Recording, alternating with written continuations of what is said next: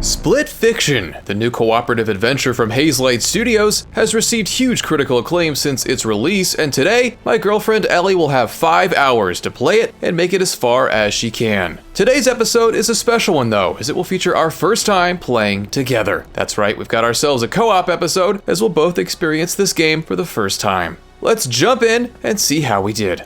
Whew, that was close. Today is our first co-op game. This is a series first. We've never done this in the history of the show. We're going to be playing simultaneously. Do well. Is that a command? Yeah. Okay. Just kidding. Okay. I mean, I'm not, but... This is the first time we're covering a game that I haven't already played, so I was just excited to see what happens as Ellie was. The game follows Mio and Zoe, two fledgling fiction writers who have been invited by J.D. Rader to sign a publishing deal of their stories. I write fantasy. Look, I don't mean to be rude and all, but I really don't do small talk. Oh. I don't like her very much. She's a jerk. Unfortunately, the actual plan is to place the invited writers into a cutting-edge machine that enables the publishing company to steal all of the potential intellectual property stored in their heads. It's time to unleash your full creative potential. Go. Go.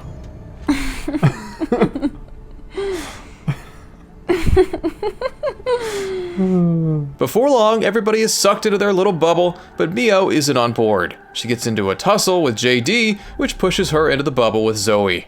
Thankfully, it's not a Jeff Goldblum in The Fly situation, but it does place both women in the same simulation, mashing up Mio's sci-fi inclination with Zoe's proclivity for fantasy. If we want to escape, we've got some work to do. With the premise established, we could take control and begin the game. I'll be playing as Mio, and Ellie will be Zoe. Like Hazelight's previous work, Split Fiction features a perpetual split screen. While both players do sometimes join forces to run or slide, most of the game finds Mio and Zoe needing to each complete different tasks to enable both to progress further. I couldn't wait to see what crazy ideas the studio had cooked up, but for now, we needed to learn the basics. You know, jumping, wall running, that sort of stuff. Nice, I love a good wall run. I didn't do that well. This is so intimidating to watch you do it. Soon enough, we were being attacked by some sort of sci-fi ship, but we took it down. She sprints dumb. Watch Wait, how she whoa, oh my god, wait, do that again. runs. Do you see it? Yeah, I do. Why does she sprint like that? Much of the game revolves around platforming, which feels as tight and responsive as you'd hope. Not only can you double jump, but also dash, providing plenty of mid-air mobility. Add in a grappling hook and you've got a pretty robust moveset. Almost immediately, Ellie was worried that I was getting too far away from her. The game features plenty of figurative gates to make sure both players can only get so far apart, but she still felt a pressure to rush and catch up to me. After spending a minute on a collapsing ship, we free fell into some water. I'm not good at timing. It's okay. I'm holding you back. No, I swear to God, I don't care how long it takes you to get through anything in this game. I just want you to enjoy yourself. As we jumped onto this ship, we saw our first instance of both players having different roles. I was responsible for piloting, while Ellie was manning a turret to keep any approaching enemies off our backs. After a crash landing, it was time for Fantasyland. And trolls. This chase sequence sees our screens join as one. If one of us dies, the other can keep pressing onward. You're only sent back to a checkpoint if both players die at the same time, which helps to keep things moving. Whoa. Okay, so that can kill you. Wow. This is cool. Everyone's gonna be like, Wilson is really good at this. It is exemplifying just how bad Ellie is. No. Next up was some platforming across some trolls. Already, the gameplay variety on display was pretty incredible. At this point, we hadn't been doing the same thing for more than 5 minutes or so. If the entire game is able to keep this up, I'll be thoroughly impressed. Damn, it keeps spawning me right where someone is. You gotta be quick. I'm trying to. After our grand escape, we found ourselves in some kind of in-between zone that featured some kind of opening.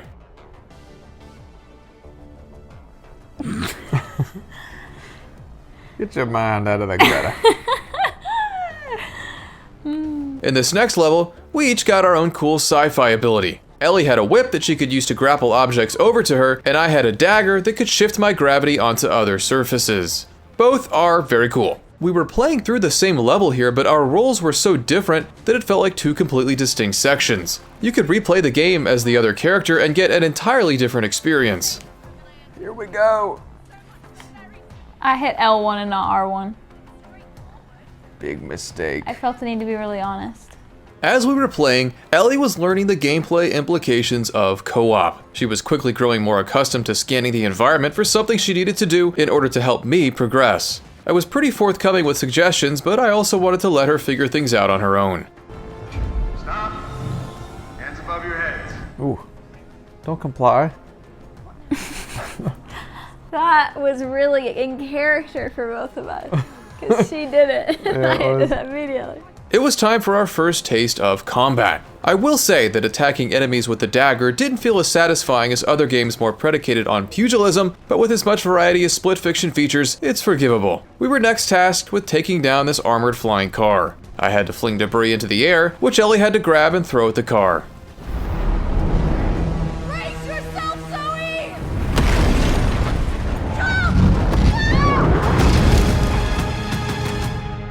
Next up was a sandy world where our characters were dressed a little more revealingly.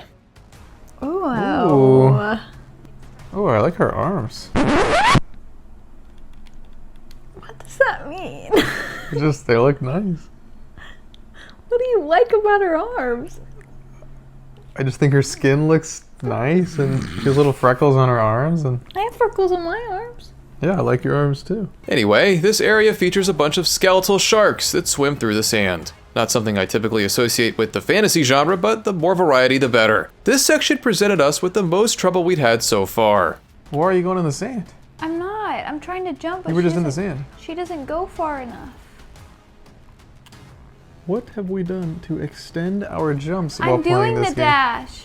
It's not working. One of us had to lower these pillars while the other ran through the sand. The sound waves of the pillar would distract the shark so the other player could cross over. The timing can be tricky though, so there's not much room for mistakes. As you regular viewers know, Ellie struggles with timing, so this was messing with her head. Regardless, we made it through eventually. Next up was a little shark surfing. I love the progression of turning a stage hazard into a tool. After some high-octane thrills, we made it out. It appeared that these bubbles contained Mio and Zoe's unfinished ideas. These zones act as little side areas that are ostensibly an excuse for Hazelight to throw in as many cool gameplay ideas as it can. You won't hear any complaints from us. We moved on to explore a cool-looking sci-fi city, which eventually led us down into the subway tunnels. Nothing like a little sliding under a train. Whoa. Wow. Are we in the club? We're in the club. This giant club is one of my favorite environments so far. I can only imagine how overcrowded this would be in person, but hey, that's what video games are for. Some jumping and swinging and we were through. Say hello to Mr. Hammer. Is it a big hammer? Yep.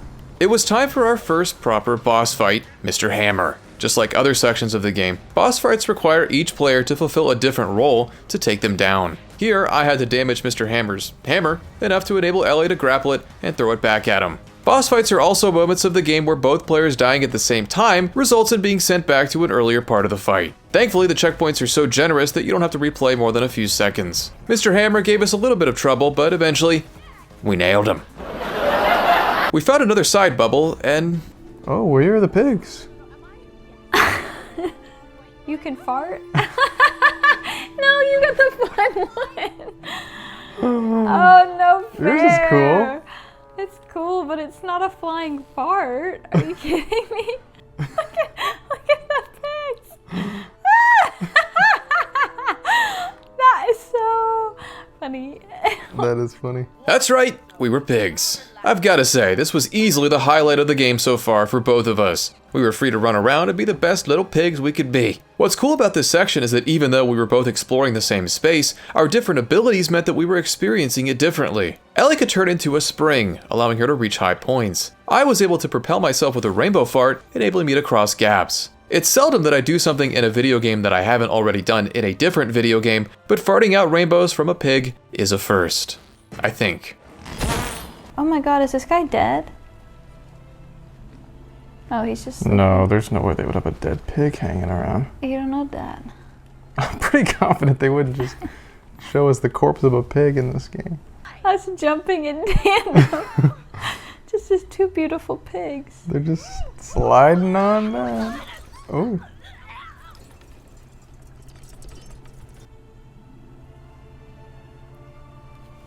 Oh my god. We grilled our hot dog selves, lathered in condiments, and wrapped up a truly remarkable video game segment. Back in the depressing world where you don't get to play as a pig, we got back into the groove. Ellie could throw these metal stakes that would allow me to pass over these electrocuted platforms. What followed was another chase scene. These sections were quickly turning into some of my favorite segments of the game. We were being pursued by a giant orb that intended to kill us for unpaid parking tickets. Not sure where that idea came from, but here we are. Reaching the top of the structure took us into our next boss fight. Ew, that looks like spiny holes! Ah! Ah! I can't look at honeycomb. Trypophobia strikes again. The fight contained some interesting co-op opportunities and tricky segments, but we managed to make it through pretty easily.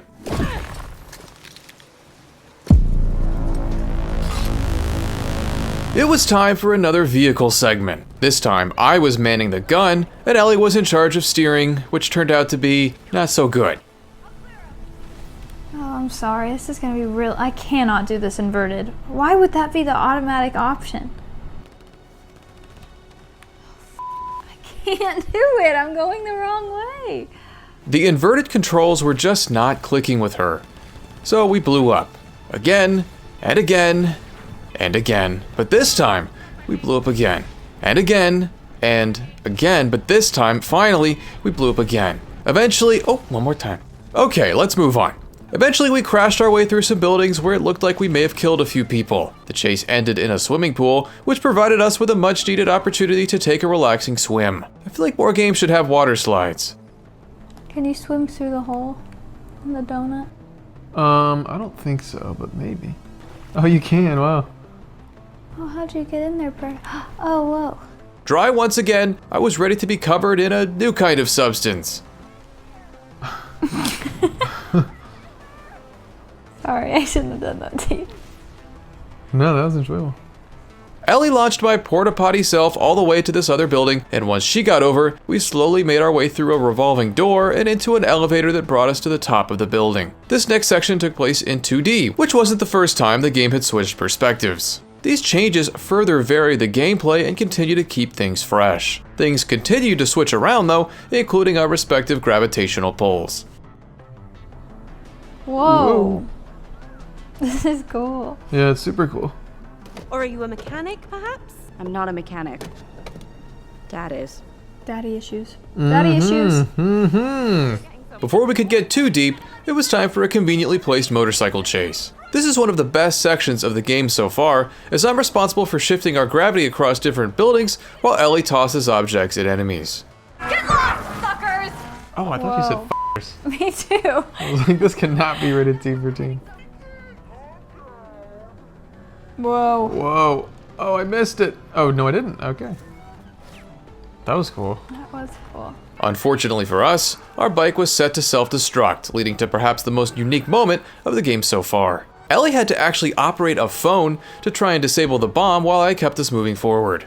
Oh my god, this is hilarious. Oh my goodness. Ah! Someone's calling me! Ah! Back on separate motorcycles, we sped towards the final boss fight of this area, this nefarious woman whose name I can't remember. This fight is handled on our bikes, as we have to shoot at the tank while staying on the move. It's about as difficult as the previous boss fights, which is to say, not very. Split Fiction clearly isn't difficult. This is a game that wants to make sure you experience as much of it as possible, which is the right move. There's no need to frustrate the player in such a fun romp like this. This multi-phase fight culminates in using the boss as a ramp to shoot down into its weak spot. Pretty cool. We took it down and went back to this place. We're back. Are we bear people? I don't know. We're gorillas. We're apes. You have a big crush on Zoe. I do. I can confirm I do. We were back to one of Zoe's stories. In this world, we were able to transform into different beings. I could turn into a gorilla and fish, while Ellie could turn into a fairy and Groot, apparently. Each form possesses a different ability. For example, Gorilla Mio could climb on vines, while Fish Mio could swim through the water. We got a feel for our new moves until we eventually reunited. After a little seesawing, we headed deeper into the forest.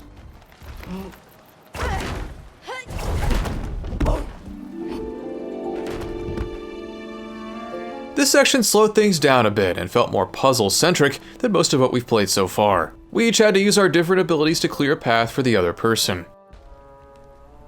Be careful, because that's gonna come up. Oh. Sorry. No. I'm sorry. Here, I had to use my fish form to pull a pole through the water that Ellie could grab onto. The catch is that these predatory flowers are deadly to the touch, so Ellie needed to shift her weight on the pole to avoid them.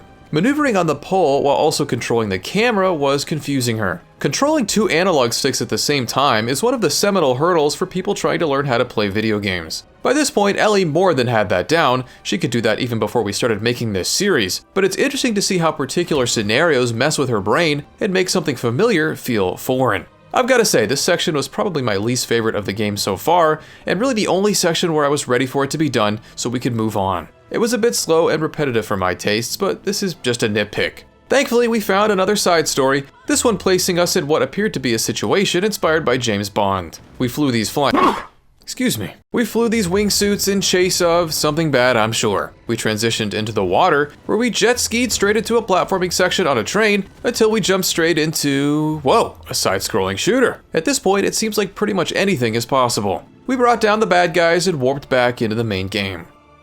I will say I don't like this world as much as some of the other ones that we've been in. It was hard. Thankfully, we were done swimming around with a pole. What are you holding? A bird? I didn't look at you till right now. I thought you were holding a rock. No. I like him. He's so cute. Wait, turn the camera. Oh, look at his feet when you stop. We used this log to hit this bird into a wall. Okay. After a little more character development, we met the Great Deku Tree. The Great Deku Tree. Huh? The Great Deku Tree. What's that? One day it will make sense. Everybody remember this moment. One day it will make sense for her. Deku tree? It was time for Ellie's Groot form to become one with nature. This next portion of the game found me platforming, while Ellie was actually able to control the platforms. Some of the game's strongest elements so far have been the moments where the 2 players do 2 completely different things. It really makes both roles feel distinct and clearly shows just how much this game is predicated on co-op. If you weren't already aware, you can't play Split Fiction by yourself, even with an AI partner. The only way to play is with another human, either locally or online. Okay, 1, 2, 3, jump. Gotta be careful here. 1, 2, 3, jump. Oh my god. I'm so sorry. Why'd you do this? Okay, we're good. We struggled with this pillar, but eventually made it through. Ellie's nature-controlling escapades weren't over yet, as she next rotated a tree while I navigated through it. Next up was some more 2D action that seemed more than a little inspired by Donkey Kong Country. This is very Donkey Kong Country inspired. Yeah, that's what I said. Before we knew it, it was time for another side story. This one revolved around some kind of twisted game show where Ellie and I had to juggle a bomb between us while we traversed increasingly complex obstacle courses. If you hold onto the bomb for too long, you blow up, so you're basically playing a high-stakes game of hot potato. If you think that sounds a little tricky, it is, and if you think we blew up a lot,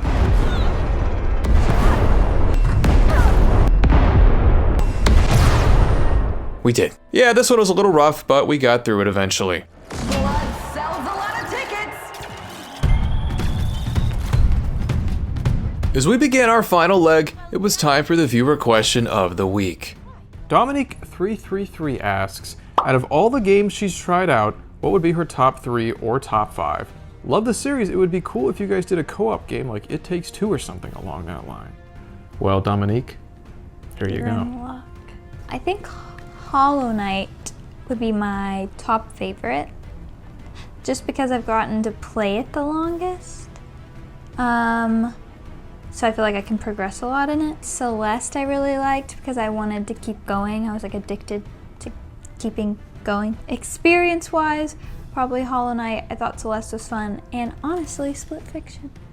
I've loved playing with you. If you'd like to hear your question read in a future video, feel free to leave one in the comments of this video. And to hear us answer many more questions in much greater depth, plus a bunch of other bonus content, consider joining the Patreon, which is linked in this video's description. Now it was time for some more spectacle. Ellie took control of some kind of giant walking log, while I kept her protected from encroaching monkeys. Couldn't make it up if I tried.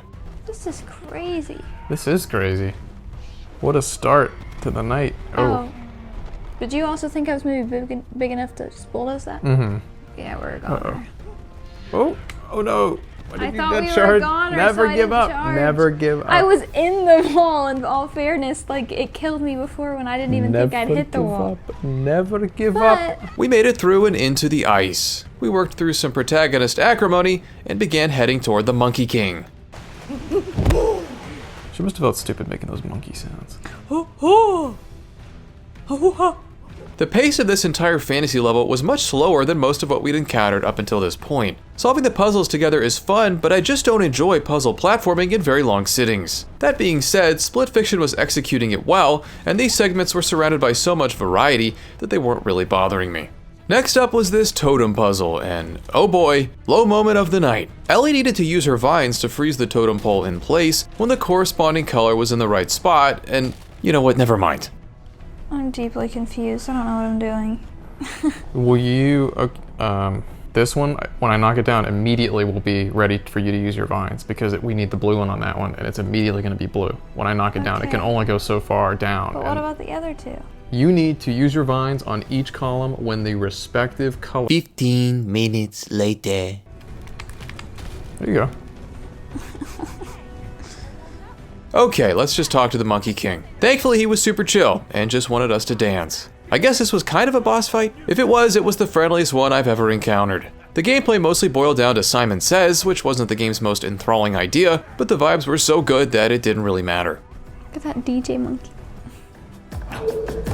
With many moves busted, the Monkey King granted us passage to the Ice Castle. Getting through the main door involved one of the most creative puzzles of the game so far. Ellie flew into the door's locking mechanism as a fairy. While she was inside, I hit these buttons on the door that would jiggle a corresponding lock component. Once we matched all the symbols appropriately, access was granted. This next puzzle immediately reminded of The Legend of Zelda Twilight Princess. Did anybody else get that? We made quick work of it and found ourselves in another one of Mio's side stories. A collapsing sun required us to find cover every time it sent out a shockwave. Oh, shit. I got. She got.